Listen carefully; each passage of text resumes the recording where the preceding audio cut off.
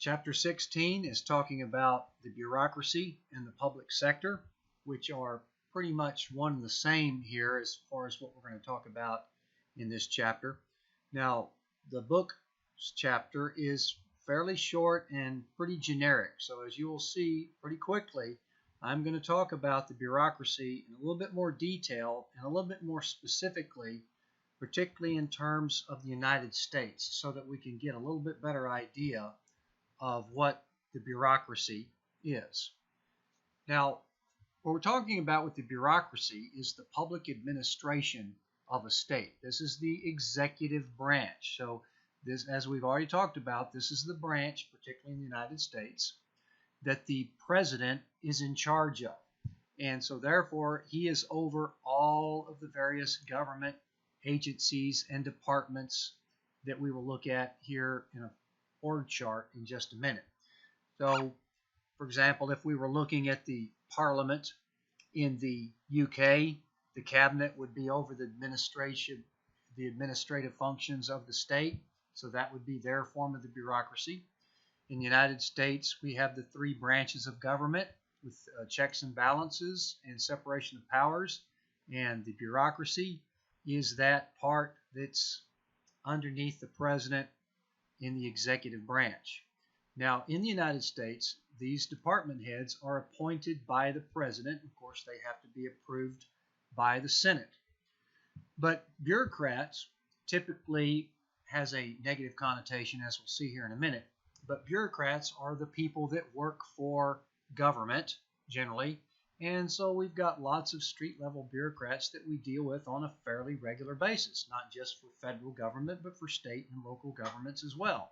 Police officers, public school teachers, any type of inspectors like a health inspector, a safety inspector, soldiers, firemen. Got lots of street-level bureaucrats that we deal with on a fairly regular basis. Now here's looking at the federal government. And this gives you an idea of the scope and the breadth of our bureaucracy, which is synonymous with our executive branch. As you can see over here in this box, we've got the legislative branch, which is Congress and its various departments right here. And then over here we've got the judicial branch, which is primarily the Supreme Court and the lower court. So you can see the various departments right here. But now, as far as the executive branch, what we see here is the executive branch literally entails everything else on this entire chart. So as you can see, what we have is the executive branch is very large, a lot of people. We'll talk about it here in a minute in terms of numbers. But the president has his inner executive office here, which in another class we would get into a little bit more detail on some of these groups. You know, National Security Council you've probably heard of, Council of Economic Advisors you've probably heard of. He appoints the department heads of all these offices who advise him in his day-to-day activities. Here are the cabinet level departments that we'll look at in a little bit more detail here in a second. There's 15 cabinet level departments. And then down here we've got hundreds, because we're not going to be able to see all of them. These are just some of the major independent agencies and commissions that we have in the federal government. So that gives you kind of a general idea of the org chart of the executive branch and all of these people that work in this executive branch here doing the day-to-day functions of government. That's what we generally call the bureaucracy. Now we have to understand just briefly the definition between a private organization and a public organization, which this gives you a little bit more idea of the challenges that a bureaucratic government organization has to deal with. Now, any formal organization, whether it's private or public, is designed for some purpose and to be more efficient. With an organization, you've got more strength in numbers, you've got more ability to raise funds and to create some sort of goal or product or whatever your general plan is for forming that organization. Now, private organizations, those are the ones that we see in the private sector. So you can see the correlation there. We're talking about firms and businesses and corporations, things like that. And they have some very defined goals. They try to generate sales to sell a product, revenues, maximize their profits, or even increase their shareholder value. And they have certain things that they have to deal with as a private organization. That's competition, dealing with other firms in order to compete for your dollars, to sell you a product that's cheaper or better than another competitor. And then having to make sure that the customers are pleased with your product or with your service, so that you will keep buying it, so that they can keep selling that product and generating revenues and making profits. So private organizations are fairly straightforward in that they have pretty clear defined goals depending on what their product is or what their goal is. Now, it gets a lot more complicated when you start talking about public organizations, and that's organizations in the public sector, i.e. in the government. So we're looking at government agencies, government departments, in the executive branch in particular, which make up this bureaucracy. So rather than trying to maximize profit, well, these departments and agencies are run on tax dollars, trying to provide public goods and public services for you, the taxpayer and the citizen. So therefore, they have goals that they have to meet. They have service measures that they are trying to reach. For example, the Department of Motor Vehicles, they are trying to give you your driver's license and perform other services, and they don't really have anybody to compete with, because that's the only agency that you have to deal with to go get your driver's license. So therefore, you could be standing in line for a long time just to get your driver's license. And so the director of the DMV would try to improve the service measures by perhaps making better directions, more signs, adding more personnel. That requires getting a bigger budget from your bosses in government. You're trying to increase your public satisfaction by perhaps maybe minimizing the time that you're waiting in line, or the confusion that you have to deal with to go through and get your driver's license renewed or whatever. Another thing that public organizations in the government have to deal with is that because they're financed by taxpayer money, we have a right to know what they're doing. We have a right to know exactly what they're spending their money on and how they're spending it. And so therefore, you're kind of operating in a fishbowl, so to speak. You're not trying to maximize your profit. You're just trying to deliver public goods and maintain public satisfaction through transparency, and trying to perhaps reach these goals through a designated budget. And if your budget is not enough, you may not be able to provide the public goods that you would like to, so you may need to increase your budget. That has to require a political process to get more added to your budget. So another thing that public organizations have to deal with is the politics, because all of these public organizations, as I said before, every one of these department heads is appointed by the president. In the federal branch, in the state branch, they're appointed by the governor. And so therefore, they are appointed based on the political party that's in charge at the time. However, the bureaucrats that are providing this service, whether it's the teachers, the police departments, or the health inspectors, they are trying to respond to the citizen by giving them their public goods and public services as they need, regardless of what the politics are overhead. Because every 4 years, particularly in the federal government, you probably will have a completely different boss at the top of your agency. But you, as a street level bureaucrat, whether you're a inspector or a soldier or a police officer or a teacher, you still have to provide that service. So as you can see, the public organizations are dealing with some very much more complicated measures and goals than a private organization may necessarily have to deal with as far as measuring their success. Now, let's go back just a second, because this little cartoon suggest the negative connotation with bureaucracy. Because if I would ask you, what is your perception of bureaucracy when you hear that word? And generally it's negative. Most people think of this concept of red tape or waiting in line or poor service or incompetent officials that you can't fire, stuff like that. We'll address some of those issues here in a second. But what a lot of people don't realize is that you're dealing with a lot of government agencies on a fairly regular basis and don't even know it. And as far as the public satisfaction, we do see that government service and government employees typically generate the same general satisfaction levels as private organizations would.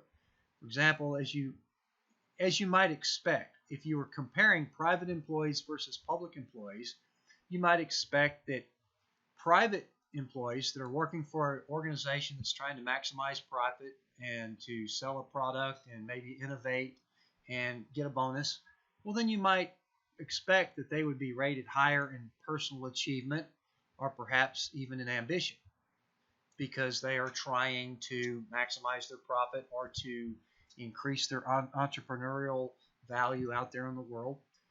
But when you look at things like educational achievement or civic duty, public service, compassion and self-sacrifice and ethics and things like that, we see that public employees are rated even higher than private employees. So there you can see, even as far as when it comes to work habits and competence, we see a relatively equal ratings across the board. And as you can see, this is from numerous sources over the years of political scientists that study the public satisfaction of the bureaucracy as compared to public satisfaction of a private organization like Microsoft or Google or Apple, stuff like that.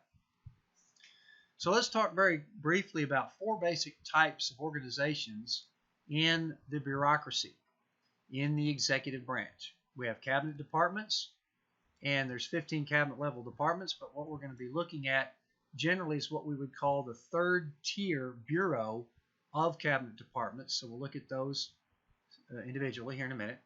We also have numbers of independent agencies in the executive branch. There are some examples right there. We'll talk about some more of those in a minute. We also have government corporations in the executive branch. Post office is one of those. We'll talk about why they're called government corporations here in a minute. And then a fourth type of organization in the executive branch are the regulatory commissions. So we'll talk about a few of those here in a second. So first of all, let's look at some various cabinet level departments. Here's the Department of Justice, one of the 15 cabinet departments. As you will recall, when we go back, let me just show you that again. Here's my cabinet level departments right here. There's 15 of them, and there's the Department of Justice right there. So what we're going to do is zoom in on the Department of Justice and look at their org chart. And the important thing to realize is that there's deputy secretaries and undersecretaries, and there's administrative offices in each of these branches. But as far as the bureaus that we deal with that get the work done, we're looking at the third tier bureaus, and in this particular case, here's the third tier bureaus of the executive branch, and some of these should be fairly well known. FBI, DEA, there's the DEA right there. There's the United States Attorney's Office right there. There's the Bureau of Alcohol, Tobacco, Firearms right there. We've also got Bureau of Prisons, United States Marshal Service right there. So there's the third tier bureaus for the Justice Department. It's the executive agencies where the bulk of the work is done as far as providing public services for the citizens. Here's the Department of Homeland Security, which was created after 9/11, and it required a reorganization of government. So as you can see up here, we've got our deputy secretaries and our administrative offices. But what's most important is the third tier bureau level organizations right here. These are the ones that are providing the public goods and services that we recognize. So here's TSA. If you've ever flown in an airplane in the last 10, 15 years, you're probably very familiar with the TSA. Here's the Customs and Border Protection. Here's the Immigrations and Customs Enforcement right here, ICE. And this actually, Customs and Border Protection, this used to be considered or known as the Border Patrol. Very important agency as far as the immigration control. That's a fairly controversial issue right now. The Secret Service is also located in this branch, as is FEMA, as is the Coast Guard. So let's give you a couple of examples. Here's the Department of Treasury, and I blew up the third tier bureau levels right here. So some of these you're probably familiar with. As far as the third tier bureau, there's the IRS, third tier bureau in the Department of Treasury. Department of Defense. Here's all your third tier agencies right here. DARPA, probably, and DIA, probably have heard of them.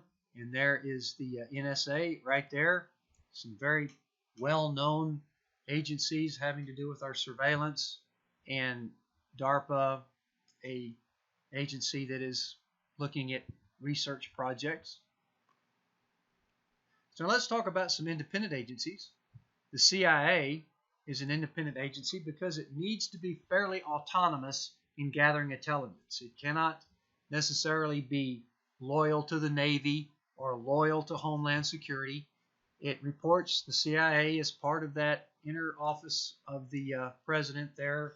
The CIA director reports directly to the Director of National Intelligence, who actually sits in that executive office in the National Security Council with the president.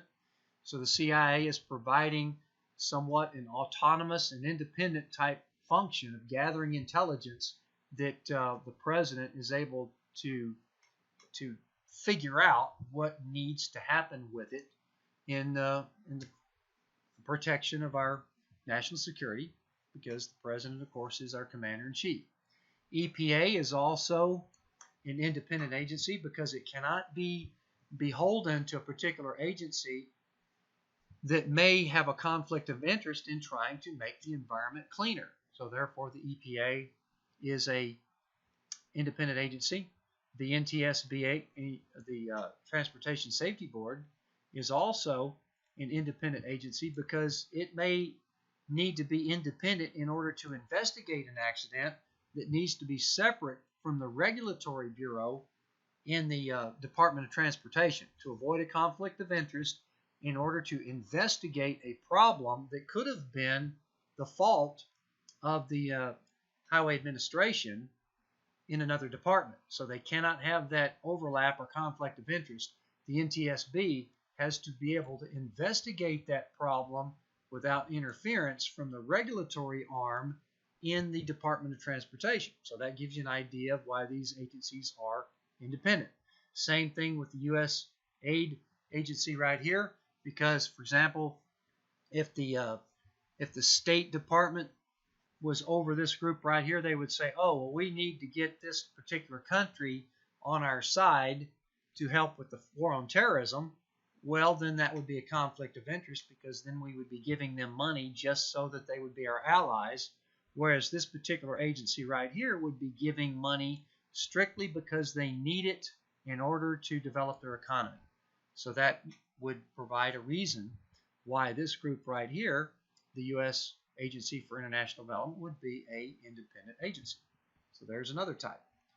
Government corporations are called so because they are set up by the government to literally conduct their own business and raise their own revenue, so to speak. They are set up to handle a business and commercial activity and finance themselves. Now, the post office is one of the most popular and well-known of these type of agencies. But as we know, over the last 15, 20 years, the internet has really cut back on the number of letters that people write. And the post office has had financing difficulties, and it is kind of operating in the red. And so government has to help keep it financed. So the post office is investigating ways to try to make it more financially flush. So that's a challenge that the government's looking at. The Federal Reserve System, we've talked about that just briefly. The central bank is able to finance itself because all of the banks that are members of the national banking system, the Federal Reserve System, are paying fees, and they also can charge interest on their loans to the member banks. So the Federal Reserve finances itself, and as well as they take the money that the Treasury prints and use that money to feed the monetary system. Federal Reserve is actually given quite a bit of money back to the Treasury as a result of what they can make on their interest and member bank fees. Amtrak is another fairly well-known government corporation because it operates like a normal train system would, where the user pays for it. The government also invests money in that, hopefully to get a return on their investment.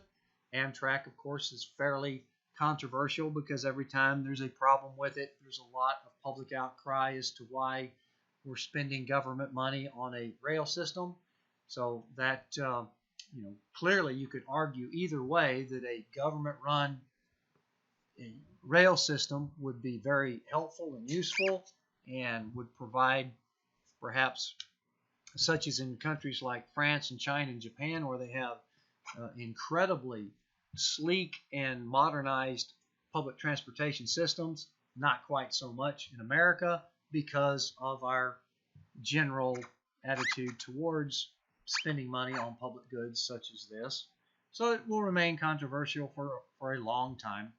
And then there's other government-sponsored enterprises like Fannie Mae and Freddie Mac, which are financial institutions that provide loans for people, particularly low-income people, to get into houses. So those are some examples of government corporations.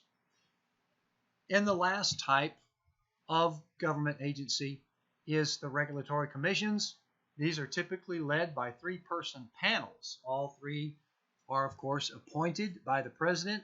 And what these regulatory commissions do is provide the regulatory function over all the different sectors of our society. Federal Trade Commission regulates the trade system. Federal Election Commission regulates the elections, as you can see. Product safety, regulated. Futures trading, and as far as the stocks and bonds and derivatives trading in our financial system.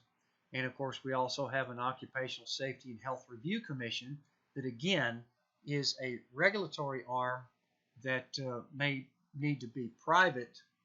Of course, this is a review commission that may be reviewing some problems, which could also make it necessary to be in a separate category than what OSHA would be in the Department of Labor. So again, we're just getting kind of an overview here of the four types of agencies that we have in our bureaucracy. So now let's talk about why we have this bureaucratic organization in government. In pretty much any government, you have a bureaucratic arm that does the day-to-day administrations of the government. Now, our modern bureaucracy really started to take shape in the 19th century in conjunction with the Industrial Revolution.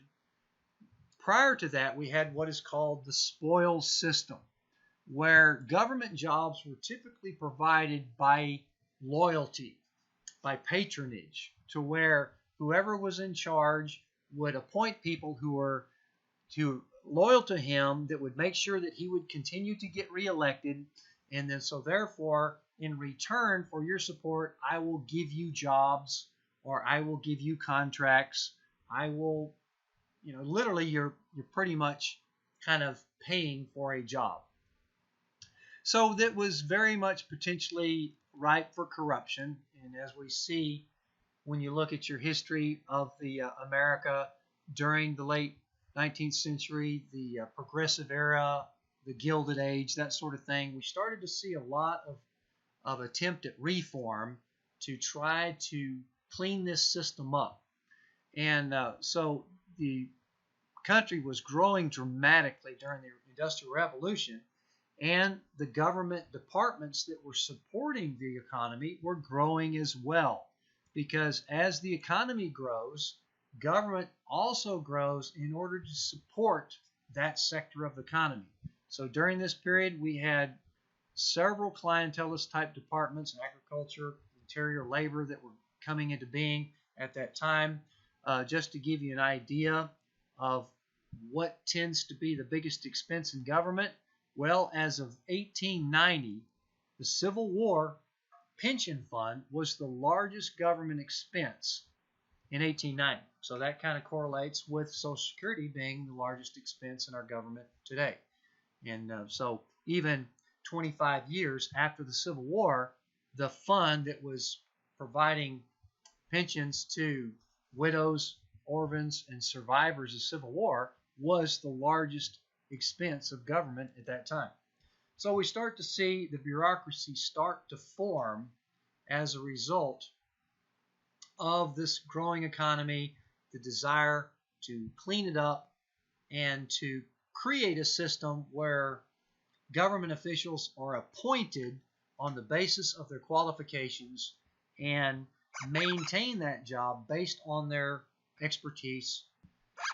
Now, one of the things we tend to think is that federal government is getting bigger and bigger and bigger. Well, as far as the amount of money that it requires to operate it, yes.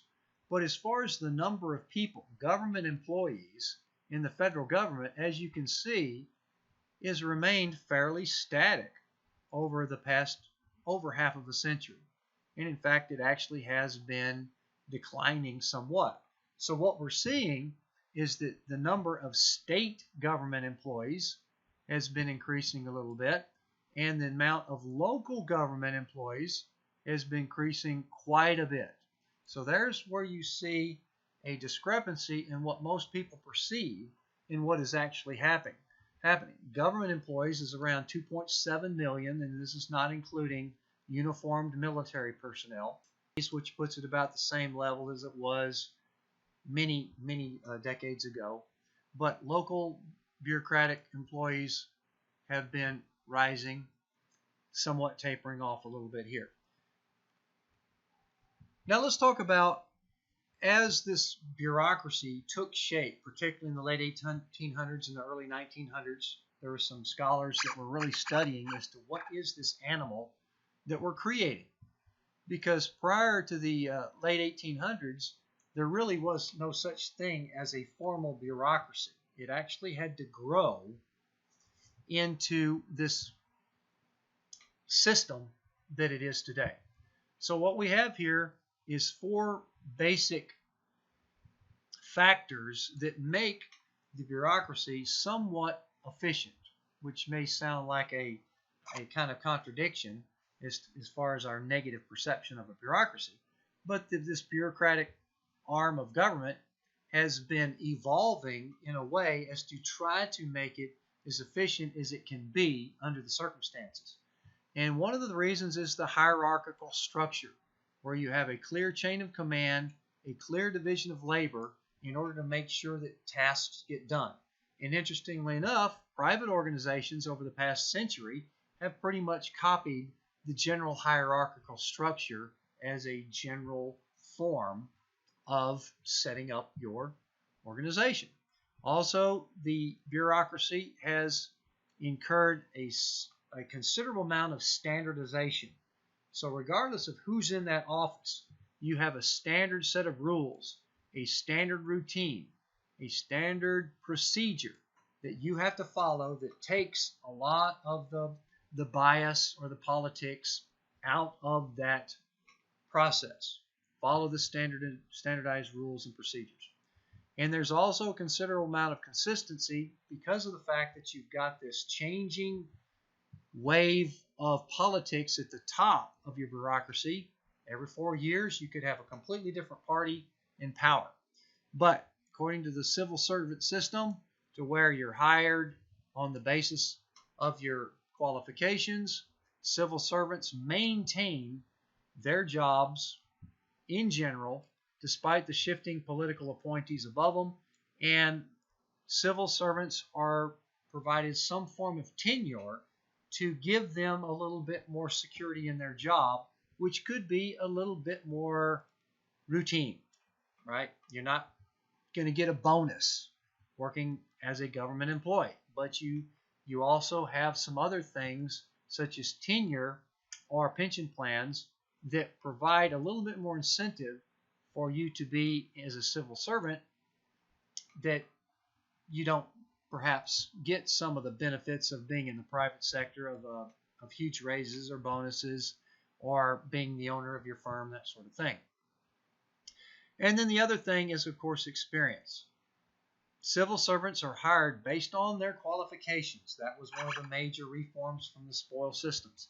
So therefore, you can maintain your job through expertise and a certain amount of professional qualifications. So this is part of how the bureaucracy has evolved into being somewhat of an efficient system. Let's talk about the basic purposes of the executive branch, or in other words, the bureaucracy. The first thing, of course, is to implement the laws. We've already talked about the separation of powers in government. Congress makes the laws, and then once those laws are signed into the law by president, then those laws are delegated by the Congress to the executive branch in order to interpret those laws, translate those laws, and literally fill in the blanks in order to implement them to the citizens of the United States. And for this reason is why the bureaucracy, or the executive branch, is considered somewhat the fourth branch of government in itself because of this rule-making process. All of these organizations in the executive branch, as we speak every day, are constantly making new rules and regulations for us to follow.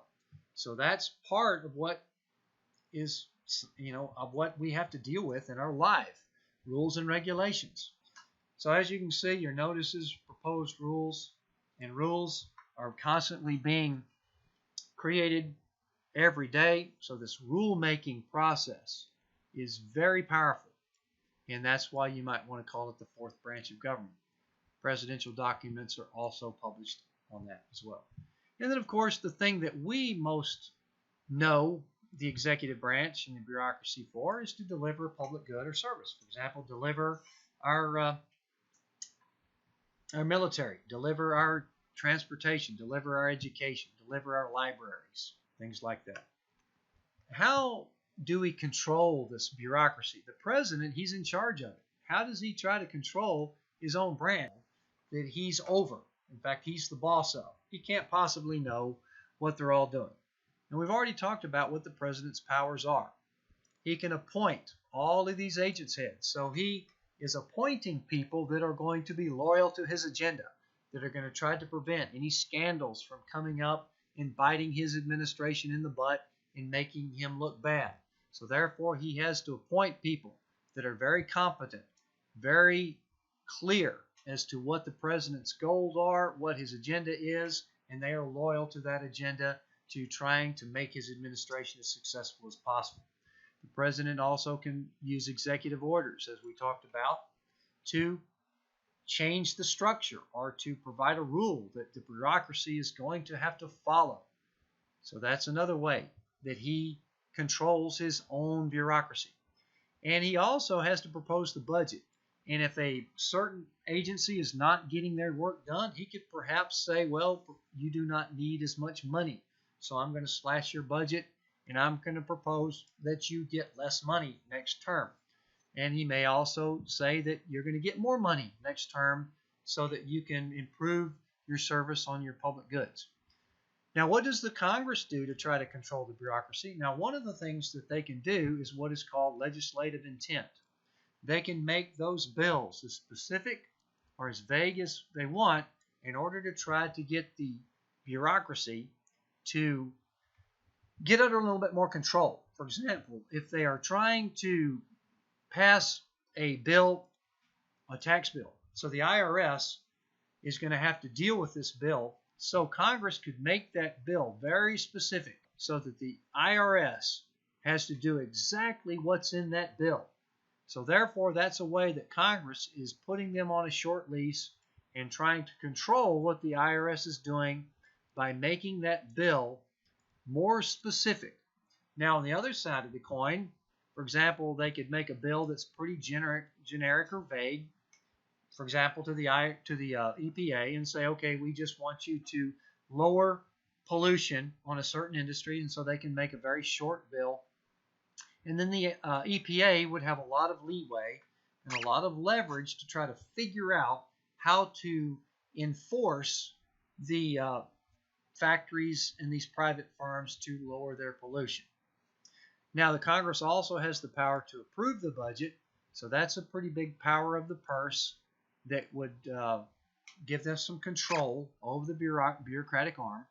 And they also have that oversight function where they can call these agencies under subpoena. They can call them in front of a committee investigative hearing and grill them under oath and find out what went wrong on that program. Where did that money get spent?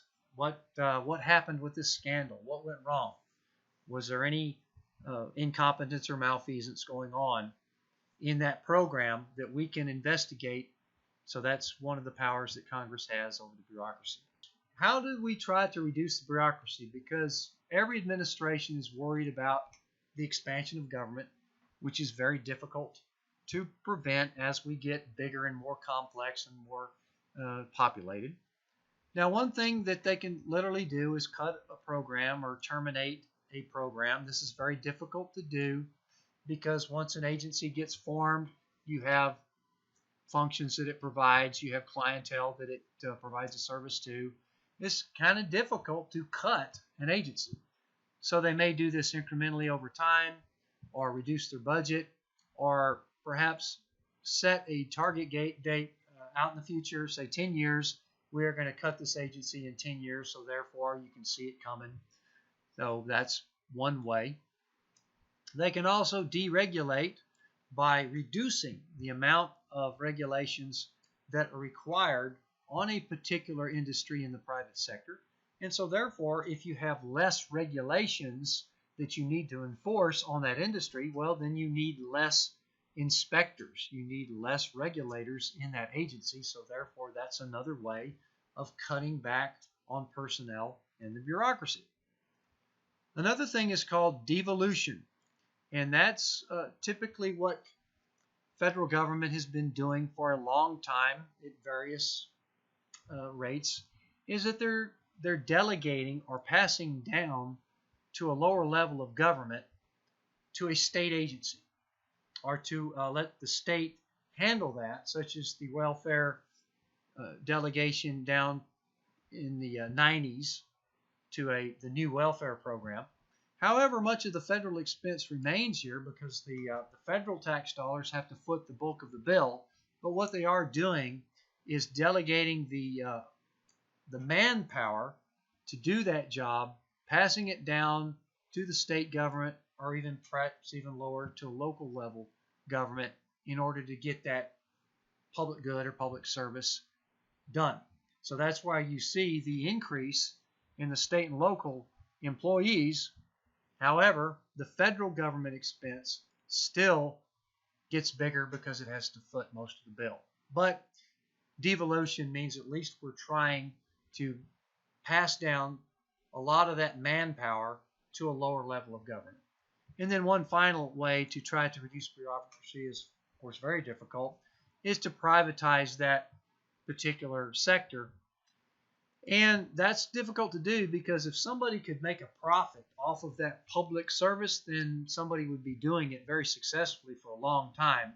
And that's why you have various attempts to privatize education, privatize transportation, and but in general, if it's a public good, that means it's fairly difficult for somebody to make a profit off of it. So that's why most of the goods that we consider public goods and public services are typically have to be handled by the government. Now, the government can contract out some of those and save some of the expense as far as doing the work. In fact, they can contract out prisons, and this is another controversial aspect of government where they're trying to save money by contracting out the operation of prisons. However, the expense still remains because that contractor is getting paid by the government, but the government is requiring that contractor to do what the government would have to do to maintain that facility and to treat its prisoners fairly and maintain their human rights and all that kind of thing. So it's, again, another very difficult way of trying to reduce the bureaucracy, because removing a program from the public sector is hard to do because it may not be able to survive on its own trying to make a profit at that particular service.